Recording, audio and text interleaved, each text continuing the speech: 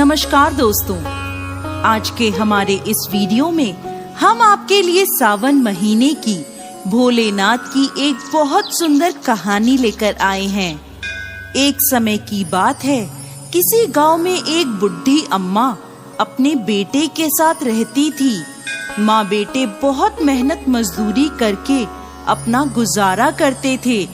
एक बार बुढ़ी अम्मा के मन में विचार आया कि अब उसका पुत्र विवाह के योग्य हो गया है, अब उसे अपने लिए बहू ले आनी चाहिए। कुछ समय बाद बुढ़ी अम्मा ने अपने बेटे का विवाह एक सुशील कन्या से कर दिया। उसकी बहू बहुत सुंदर, सुशील और संस्कारी थी। वो नित्य प्रति जल्दी उठकर घर की साफ सफाई कर स्नान आदि करती और भगवान शिव का अपने घर में ही पूजन करती। विवाह के कुछ समय बाद सावन का महीना आया।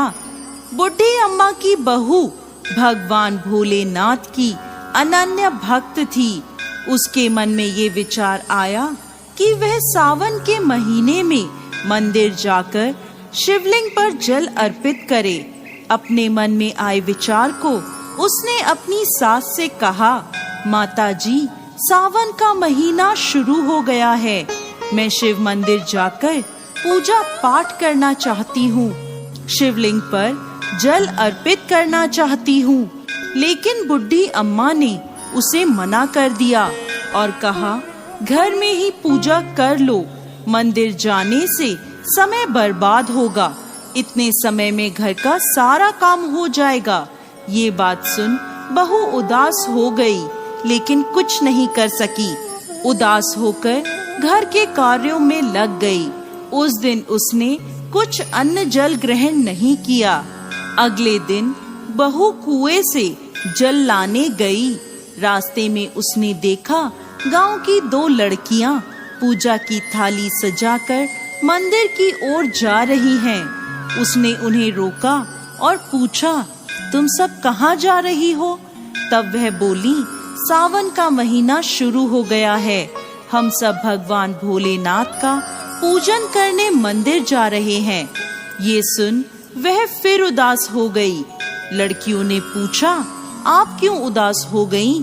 तो वह बोली, भगवान शिव मेरे आराध्य हैं, लेकिन मेरी सास ने मुझे मंदिर जाकर पूजा करने से मना कर दिया। तब लड़कियां बोली, आप चिंता मत करो, हर रोज इसी समय पानी भरने आया करो और हमारे साथ मंदिर चलकर भगवान शिव की पूजा कर उन पे जल अर्पित किया करो। तब वह बोली, लेकिन मेरे पास पूजा की कोई सामग्री नहीं है, घर से लाऊंगी तो सास को पता चल जाएगा। तब लड़कियां बोली, कोई बात नहीं, आप हमारी पूजा की सामग्री से पूजन कर लेना। ये सुनकर वो बहुत खुश हुई और रोज उनके साथ मंदिर जाने लगी, जहां वो शिवलिंग पर जल चढ़ाती और भक्ति भाव से भोलेनाथ की पूजा करती और उनसे कहती, मैंने अपनी सास से ये बात छुपाई है, इसके लिए मुझे क्षमा कर दीजिएगा। ऐसे ही पूरा सावन का महीना बीत गया। सावन के अंतिम दिन उसने सोचा, पूरा महीना मैंने इन लड़कियों की पूजन सामग्री से पूजा करी है, आज तो मुझे अपना कुछ भोलेनाथ को अर्पित करना ही चाहिए। ऐसा सोचकर उसने अपनी नाक से सोने की नथ उतारी और उसे धोकर शिवलिंग पर अर्पित कर दिया और पूजा कर घर आ गई। घर आकर वो अपनी सास से नजर छुपाकर इधर उधर घूम रही थी, क्योंकि वो जानती थी कि उसकी नाक में नथ ना देखकर सास जरूर पूछेगी कि नथ कहाँ गई। ऐसे ही दोपहर हो गई। तभी अचानक सास की नजर उसकी नाक पर गई और नाक में नथ ना देखकर सास ने पूछा, बहू, तुम्हारी नथ कहाँ है?